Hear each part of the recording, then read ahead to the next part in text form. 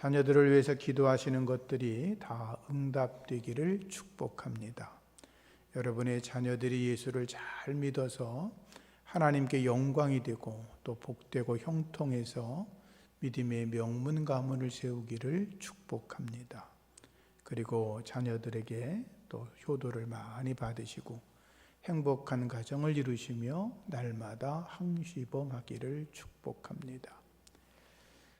오늘 예배하시는 분들 중에는 부모님들이 이미 하나님의 나라에 다 올라가셔서 효도를 하고 싶어도 효도하지 못하는 분들도 많이 계실 것입니다.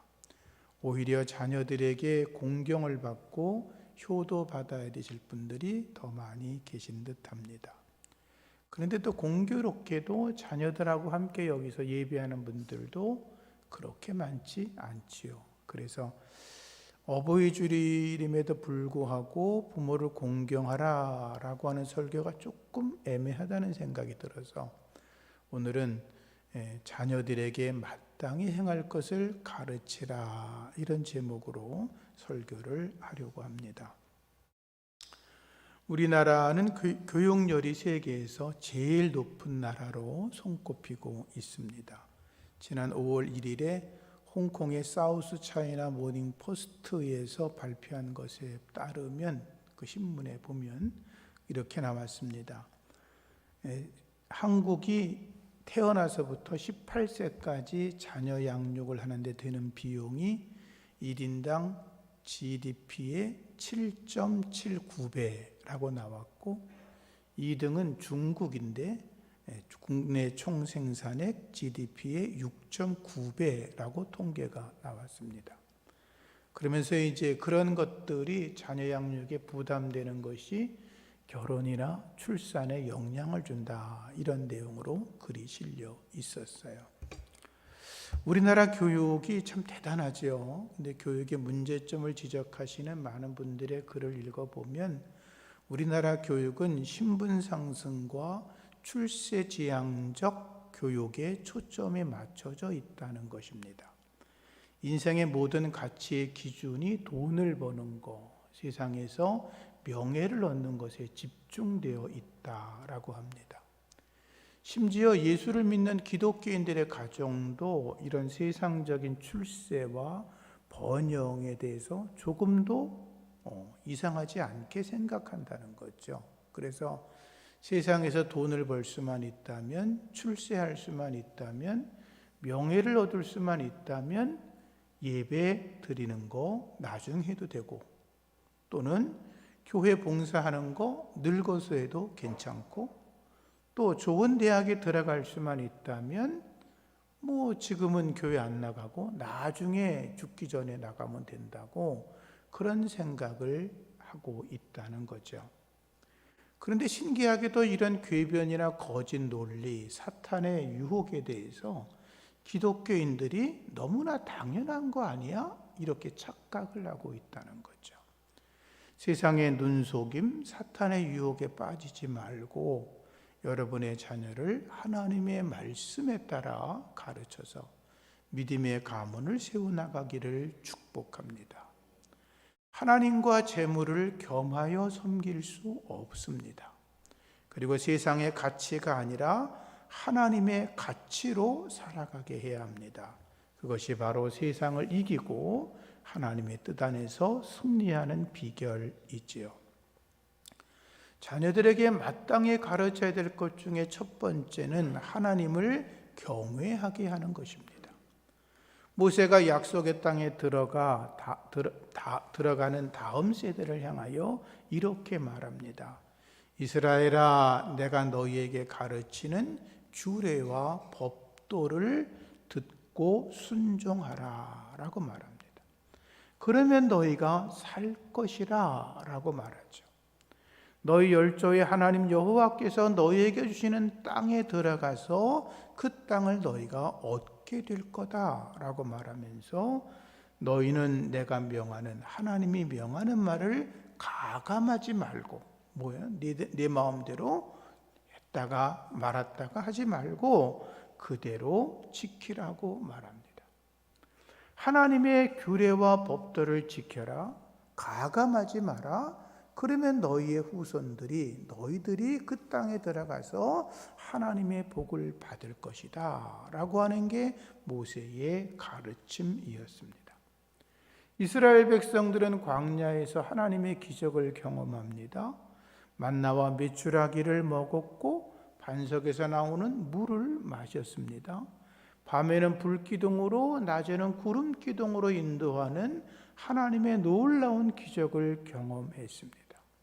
그런데 그들은 날마다 불평합니다. 심지어 그들은 거짓 선지자 발람의 말을 듣고 유혹에 빠져서 모압 족속의 바알볼 우상을 섬기고 그 모압 여인들과 잠자리를 하면서 타락의 길에 빠졌습니다.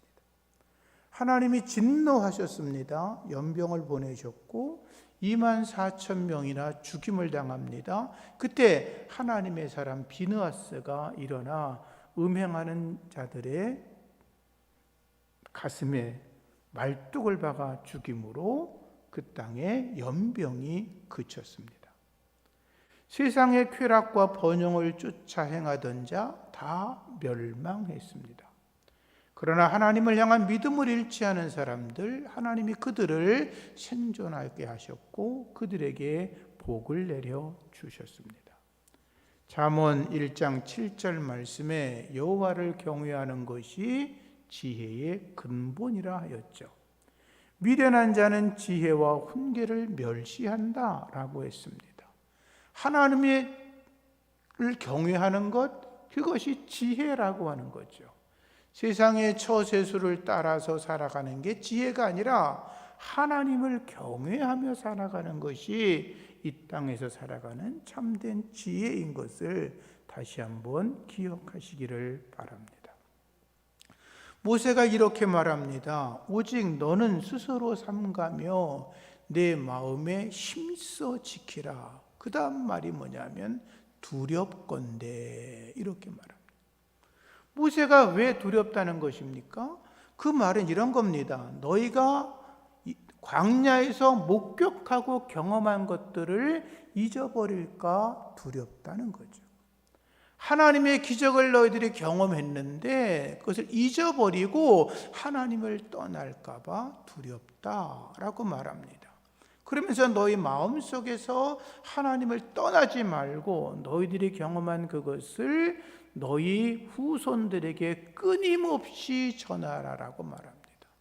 그러면서 모세는 말하죠. 오직 섬길 자를 택해라.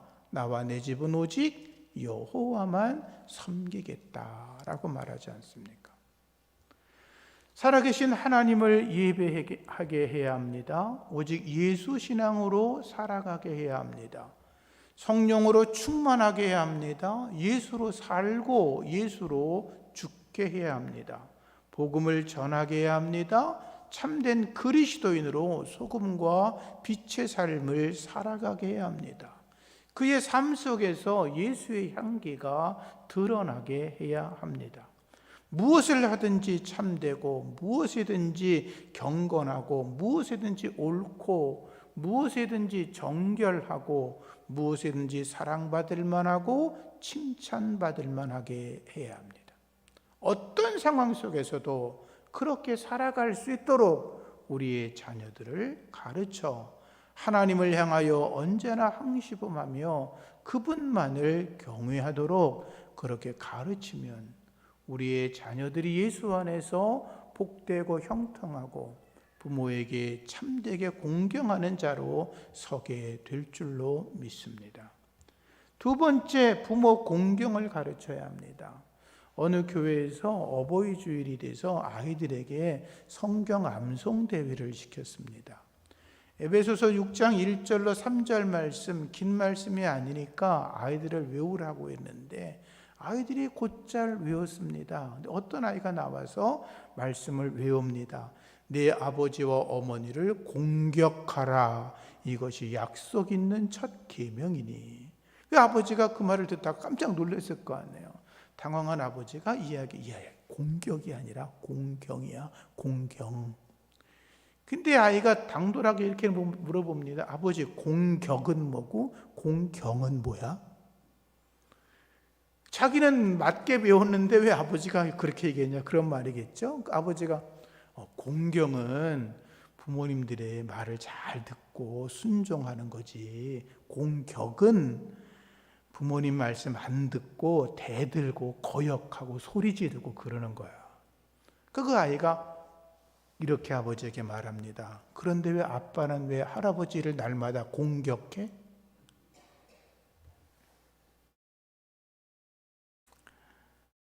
아버지가 밤늦게까지 일을 하고 집에 돌아오니까 토끼 같은 자녀들이 아버지에게 인사를 하지 않고 계속 텔레비만 쳐다보고 있었어요.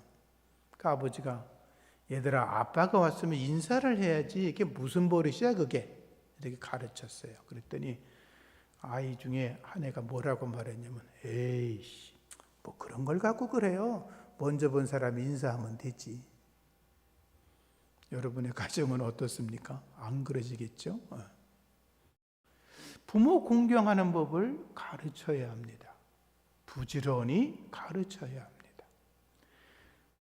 예수님은 부모님을 공경하셨습니다. 예수께서 한 가지로 내려가셔서 나사렛에 이르러 순종하여 받드셨다라고 했고, 예수님은 십자가에서도 돌아가시면서 아래에 계신 어머니를 요한에게 부탁했던 일들을 우리는 잘 알고 있습니다. 유대인들은 부모 공경에 대한 책임을 피하기 위해서 고르반이란 말을 만들어냈습니다. 위선적인 종교 지도자들은 자신이 가지고 있는 재물을 고르반, 하나님께 바친 것이다 라고 말을 하면 부모님들이 어떤 어려움에 처할지라도 도와드리지 않아도 된다고 가르쳤습니다. 하나님의 것이니까. 그러나 그들은 말은 그렇겠지만 정작 하나님께 드렸다라고 말한 고르반의 제물을 자기들의 필요에 따라서 마음대로 사용했습니다. 입으로는 부모를 공경한다라고 말하면서 고르반 제도를 통해서 부모를 공경하지 않았던 거죠. 장로들의 유전과 전통을 지킨다고 말하면서 율법을 무시했고 그들은 자기들 멋대로 살아갔던 거죠. 예수님은 부모를 공경하라라고 가르치셨습니다. 신명기 5장 16절 말씀에도 너는 내 하나님 여호와께서 명령한 대로 네 부모를 공경하라. 그리하면 내 하나님 여호와께서 네게 준 땅에서 내 생명이 길고 복을 받으리라 라고 하였습니다. 부모를 공경하지 않으면 우리의 예배가 헛것입니다. 우리의 헌신, 우리의 봉사, 우리의 헌금, 우리의 전도 다 헛된 것입니다. 디모데전서 5장 8절 말씀에 누구든지 자기 친족, 특히 자기 가족을 돌아보지 아니하면 믿음을 배반한 자요 불신자보다 더 악한 자라라고 했고, 잠언 30장 17절에는 아비를 조롱하며 어미를 순종하지 않는 자들의 눈은 골짜기에 까마귀에게 쪼이고 독수리 새끼에게 먹힌다고 했습니다. 예수님은 아비나 어미를 회방하는 자는 반드시 죽으리라 라고 하였습니다. 부모를 공경하는 것을 잘 가르칠 수 있기를 바랍니다.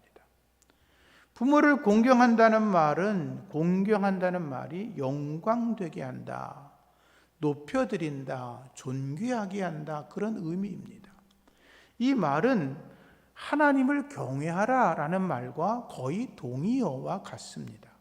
무슨 말이냐 하면 부모를 공경하는 것은 하나님께 순종하듯이 하나님을 경외하듯이 해야 된다, 그런 말이죠. 이 말은 부모는 자식들에게 있어서 하나님과 같은 존재이고 너희들이 부모를 공경하는 것은 곧 하나님을 경외하는 것과 같다라고 가르치는 하나님의 말씀인 것입니다. 우리가 성경을 보면 성경 안에 많은 사상과 가르침이 있지만 그 중에 가장 큰 삶의 명령 중에 하나가 거룩입니다. 거룩하게 살아, 살아가라 그러잖아요. 하나님이 내가 거룩하니 너희도 거룩하라 명하시잖아요. 그런데 거룩에 대한 구체적인 명령 중에 가장 중요한 것은 뭐냐 하면 그 거룩한 삶은 부모를 공경하는 것에서부터 시작된다라고 하는 것입니다. 자녀들이 부모를 공경하는 것은 하나님을 공경하는 것이고, 그리고 이것은 어떤 차원이 있냐 하면 부모를 공경한다는 것은 마땅히 우리가 사람들 간에 해야 될 인간의 윤리라고 한다면 하나님을 경외하고 공경하는 것은 종교적인 차원에서 하나님을 경외하는 거죠. 그래서 이건 같은 개념이라고 하는 거예요. 그렇잖아요. 눈에 보이는 육신의 부모를 공경하지 못하는데 어떻게 살아계신 눈에 보이지 않는 그 하나님을 우리가 공경하며 예배할 수가 있겠어요. 부모를 공경하는 자들에게 땅에서 잘되고 장수한다라고 했으니 우리의 자녀들을 잘 가르쳐서 하나님을 경외하고 부모를 공경하는 법을 잘 가르쳐 나가시기를 주의 이름으로 부탁을 드립니다. 세 번째, 자립심을 길러줘야 합니다. 얼마 전 인터넷 사이트를 읽다가 이런 글을 발견했습니다. 어떤 여인이 이혼을 했습니다. 아들과 딸이 있었는데 그 아이들을 기르느라고 2가지, 3가지 일을 하면서 열심히 가르쳤습니다. 참 고맙게도 아들과 딸이 공부를 잘해서 좋은 대학에 들어갔고, 아들은 특수목적 고등학교를 다니게 되었습니다. 학비도 대주고 학원비도 대주고, 얼마나 엄마가 혼자서 자기 자식들 기죽이지 않으려고 얼마나 열심히 키웠겠어요. 아들은 인류대학을 졸업해서 여의도에 있는 금융회사에 다녔고 연봉도 넉넉하게 받았습니다. 그런데 이제 그 주위 직원들이 씀씀이가 많으니까 겉멋이 들어 살다가 어느 날 엄마한테 이렇게 물어봤습니다. 엄마, 나 결혼하면 얼마나 보태줄 수 있어? 그리고 엄마가 이렇게 말합니다. 야, 이게 무슨 소리니? 엄마가 지금까지 살아온 네가 뻔히 알면서 너 결혼 자금 도와줄 돈이 어딨어? 돈이 없지. 그랬더니 아들이 이렇게 말합니다. 그럼 결혼 못하죠 뭐. 얼마나 그 어머니 마음이 아팠겠어요? 자식이 왼수라고 그래요. 그죠? 엄마 부모님 가슴에 대못을 박는다 그래요. 그런 표현이 이래서 나온 것 같아요. 부모가 자식을 사랑하는 거 좋지만 지나치면 안 됩니다. 독립심을 길러주고 자립심을 길러줘야지 뭐든지 부모가 다 해주는 것은 자녀를 망치는 것입니다. 하나님의 창조 원리가 뭡니까?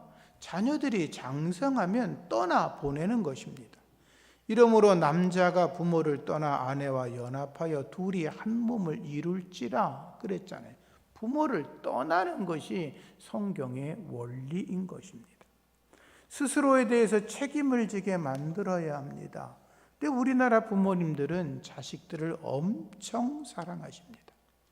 어떤 분들은 학교 숙제가 많아서 그런지 엄마 아빠가 나서서 숙제도 해주고 가방도 싸주고 방 청소도 해주고 침대 정리도 해주고 책상 정리도 다 해줍니다. 아이들이 할 게 없습니다. 무엇을 해야 될지를 모릅니다. 우리나라는 참으로 신기해서 아이들이 공부하고 있으면 심부름도 시키지 않습니다. 고3 학생이 있으면 집에서 숨소리도 적게 내야 되는 이상한 나라가 되었습니다. 이렇게 과잉보호를 받으며 자란 아이들은 자립심이 부족하죠. 스스로의 한계를 극복하는 능력이 부족하지요. 아버지가 해줘야 되는데, 엄마가 해줘야 되는데 그 기다리고 있는 거죠. 누군가가 해주기를. 경쟁에서 떨어지죠. 인간관계가 원활하지 않게 되지요. 위기가 당하면 언제나 부모님의 품속으로 숨어 들어가죠. 누군가가 도와주지 않으면 힘든 인생을 버텨내고 이겨내지를 못하게 되는 것입니다. 그런데도 많은 부모님들은 자녀들이 조금만 어려운 환경에 들어가면 견디지를 못합니다. 조금만 힘들어하는 걸 보면 자기의 눈이라도 빼서 도와주려고 합니다. 그러나 이때 다시 한번 생각하셔야 합니다. 고난과 어려움을 통과하도록 기다릴 줄도 알아야 합니다. 자녀가 스스로 일어서도록 기다려줘야 합니다. 성경에 보면 이삭에게는 에서와 야곱이라는 두 아들이 있었습니다. 쌍둥이였지요. 야곱은 쌍둥이였지만 둘째로 태어난 게 좀 억울했습니다. 자기 형이 몇 시간, 몇 분, 이런 차이도 안 나는데 자기 형이 장자권을 뺏어 가져간다는 게 늘 기분이 좋지 않았겠죠. 그래서 자기 형에게 팥죽 한 그릇을 주고 장자권을 뺏어옵니다. 그 다음에 아버지가 이제 별미의 축복을 주려고 할 때 아버지를 속여서 형이 받을 수 있는 축복도 몽땅 뺏어갑니다. 나쁘게 말하면 도둑질한 거죠. 근데 그러니까 에서가 얼마나 화가 났겠습니까? 자기 동생을 죽여버리겠다고 막 난리를 치기 시작했겠죠. 그때 아버지 이삭이 야곱을 감싸고 돌지 않습니다. 이렇게 말합니다. 떠나라 라고 말합니다. 내 형 에서가 너를 죽여 한을 품고 있으니 하란 땅으로 떠나라는 겁니다. 내가 살 길은 여기를 떠나는 거라고 말합니다. 아버지가 이렇게 말할 수 있죠. 그 형 큰아들 에서를 붙들어 놓고 너 그러면 안 돼 라고 말할 수도 있어요. 야곱을 불러놓고 형과 화해하라고 말할 수도 있어요. 그런데 그 상황을 아버지가 다 정리해 줄 수도 있었지만 아버지는 말합니다. 떠나라 라고 말합니다. 이제 너 스스로 내 살 길을 찾아가라는 것 아닙니까? 야곱이 길을 떠나다가 베델에서 하나님을 만나죠. 그게 그의 인생의 전환점이었습니다. 집을 떠나지 않았다면 하나님을 만나지 못했을 겁니다. 스스로 자기의 길을 걸어가려고 하지 않았다면 아버지 어머니 품속에서 살다가 죽었을 겁니다. 그러나 그는 집을 떠나가다가 하나님을 만납니다. 하나님 말씀하시지요. 내가 여호와야. 너의 할아버지 아브라함, 너의 아버지 이삭의 하나님이야. 네가 지금 누워있는 그 땅 너와 네 후손들에게 줄 거야. 내 후손이 땅의 티끌처럼 많아질 거야. 그리고 땅의 모든 족속이 너로 인해서 복을 받을 거야. 내가 너와 영원토록 함께 있을 거야. 내가 너에게 허락한 복을 다 이루기까지 너를 떠나지 않겠다고 하는 엄청난 말씀을 듣습니다.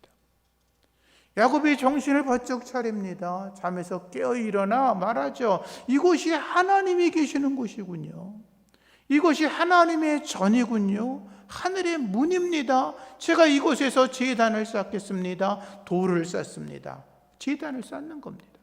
자, 갖고 있는 기름을 다 붓습니다. 그리고 예배합니다. 서원합니다. 하나님, 제 길을 인도하시니 감사합니다. 하나님이 이제 진짜 나의 하나님인 걸 내가 믿습니다. 이 돌이 하나님의 성전이 될 겁니다. 하나님이 제게 주시는 것의 열의 하나를 하나님에게 드리겠습니다. 왜? 하나님이 나를 살리셨으니까. 야곱이 하란에 도착합니다. 외삼촌에게 수많은 고난을 경험하죠. 그러나 그 모든 고난을 이겨내고 그는 마침내 거부가 되어서 고향으로 돌아갑니다. 스스로 일어서게 해야 됩니다. 고난 속에서 하나님을 만나게 해야 합니다. 힘들다고 할 때 입에다가 먹을 것을 계속 넣어줄 것이 아니라 스스로 자기가 먹을 것을 찾도록 가르쳐야 하는 것입니다. 영국의 수상이었던 존 메이저라고 하는 분이 있습니다. 그분이 어려서 아버지가 여러 가지 사업이나 일들에 망해서 가난하게 살다가 고등학교를 중퇴합니다. 그 후 이제 은행에 가서 돈을 좀 벌다가 본래 정치에 관심이 많던 사람이어서 그가 이제 정치에 입문합니다. 그가 이렇게 말했습니다. 가난을 극복할 수 있는 방법이 두 가지라고 생각을 했습니다. 정치적으로 볼 때 하나는 노동당인데 노동당을 자기가 생각해 보니까 노동당은 이렇게 말을 했답니다. 지금 그대로 가만히 있어. 언젠가는 노동당이 너희들의 어려움을 다 해결해 줄 거야 라고 말하는 것 같았다는 거예요. 또 하나는 보수당이었는데 보수당은 이렇게 말했답니다. 그분 생각이죠. 열심히 일해라. 스스로 가난의 굴레에서 빠져나와라. 우리는 그것이 가능한 환경을 만들어 주겠다라고 말을 했답니다. 존 메이저는 자기는 가난한 사람이었지만 가만히 앉아서 먹을 것을 줄 때까지 기다리는 것보다 환경을 만들어주고 스스로 일어나는 것이 옳다고 생각을 해서 자기는 보수당을 택했다고 이야기를 했습니다. 물론 보수당이 항상 옳고 노동당이 항상 틀린 건 아니죠. 그러나 메이저의 마음속에는 스스로 일어서고 스스로 선택하고 스스로 시장의 기능을 만들어가는 것이 더 옳다라고 생각해서 그런 판단을 했다는 거죠. 세상에서 불한당이라 그러죠. 땀 흘리지 않고 돈 버는 사람들, 불한당 같은 놈 이러잖아요. 불한당처럼 살아가는 사람들이 잘 되는 거 보셨습니까? 도박이나 노름에 빠져서 계속 빠찡코 하면서 이거 하는 사람들 돈 벌어서 잘 살았단 말 들어본 적이 있습니까? 그 사람들의 심리나 가만 앉아서 부모가 다 해주는 걸 받아 먹으려고 하는 사람들이나 뭐가 다릅니까? 우리의 자녀들을 스스로 개척하게 해야 합니다. 스스로 일어서도록 훈련시키고 믿음 안에서 주님과 함께 어려움을 이겨나가고 살아가도록 하는 것이 우리 자녀를 복되게 하는 것입니다. 마지막으로 신앙을 유산으로 물려주어야 합니다. 엘리 제사장에게는 홈리와 비느하스 아들이 있었습니다. 그런데 과잉보호했습니다. 하나님보다 아들을 더 사랑했습니다. 아들들이 하나님께 드려지는 제물을 자기들 마음대로 취해 먹습니다. 심지어는 성전에서 회막에서 섬기는 여인들과 간음을 하는 악을 행합니다. 그들은 잘못된 걸 알면서도 엘리 제사장은 아들들을 아주 심하게 혼내지 않습니다. 눈 감아줍니다. 하나님보다 아들을 더 사랑했기 때문이지요. 결국 그들은 전쟁터에 나가서 죽습니다. 법궤도 빼앗깁니다. 그 말을 들은 엘리 제사장이 너무나 놀라서 쓰러져 죽습니다. 둘째 아들의 아내가 아이를 낳는데 그 이름을 이가봇, 하나님의 영광이 떠났다라고 이름을 짓습니다. 엘리 제사장의 잘못된 과잉 보호는 자녀들로 하여금 하나님을 멸시하게 만들었고 그것은 결국 제사장 집안이라 할지라도 몰락하는 결과를 가져왔던 것입니다. 그러나 요셉은 17살 나이로 애굽의 노예로 팔려갑니다. 보디발 장군의 집에서 온 집안을 관리하는 가정 총무가 됩니다. 감옥에 들어갔어도 간수들에게 인정받습니다. 30살에 애굽의 총리가 됩니다. 애굽 땅에 하나님을 섬기는 자가 하나도 없었는데도 어떻게 그런 기적 같은 일들을 이루어낼 수 있습니까? 그것은 어려서부터 하나님의 말씀을 배웠기 때문입니다. 아버지가 무릎에 앉혀놓고 늘 가르친 것입니다. 너의 하나님이 여호와고 너를 이 땅에 태어나게 하신 분이 여호와 하나님이시고 하나님은 너를 귀히 여기시고 너를 통해서 위대한 일을 이룰 거라고 가르쳤고 그 요셉은 어려서부터 꿈을 꾸지 않습니까? 하나님의 주는 환상의 꿈을 보고 그는 그 모든 어려움을 이겨냈고 결국 애굽의 총리까지 오르게 될 수 있었던 것입니다. 여러분들의 자녀가 믿음의 꿈을 가지고 하나님 앞에서 사람 앞에서 존귀하게 되기를 예수 이름으로 축복합니다. 하나님을 공경하는 자라는 이름을 가진 디모데가 있습니다. 사도 바울이 자기 아들처럼 생명처럼 사랑하던 제자가 디모데였습니다. 그런데 디모데 아버지는 헬라 사람이었습니다. 하나님을 모르는 사람이라는 거죠. 어머니는 유대인이었습니다. 예수를 믿었습니다. 아들이 아버지를 따라서 헬라의 우상을 섬길 수도 있었는데 어머니의 영적 영향력을 받아서 믿음 안에서 견고하게 섭니다. 정직하고 맑고 깨끗하게 살아갑니다. 후에 목사 안수를 받고 고린도와 에베소 교회에서 목회를 합니다. 근데 사도 바울이 디모데를 향하여 이런 말을 하지요. 너의 그 정직하고 경건하고 맑고 깨끗한 믿음을 어디서 왔나 내가 봤더니 너의 외할머니 루이스와 너의 어머니 유니게에서 왔다라고 그렇게 말을 합니다. 여러분들이 자녀들을 믿음으로 가르쳐야 합니다. 믿음을 유산으로 물려주어야 합니다. 그래야 디모데처럼 경건한 하나님의 사람이 세워지고 바로 그런 자들이 부모님을 바르게 공경하고 하나님을 경외하면서 주 안에서 복되게 자라나게 될 줄로 믿습니다. 여러분의 가정이 믿음의 가정 되기를 축복합니다. 마지막으로 말씀드립니다. 세상에 모든 걸 다 가졌을지라도 예수 없으면 소용없는 것입니다. 기도하겠습니다. 하나님 아버지, 세상 것을 자랑하지 않게 하시고 예수 잘 믿는 것을 기쁨으로 알게 하여 주옵소서. 주 예수보다 더 귀한 것이 없다는 것을 우리의 자녀들에게 가르치는 거룩하고 경건한 부모가 되게 하여 주옵소서. 예수님 이름으로 기도합니다.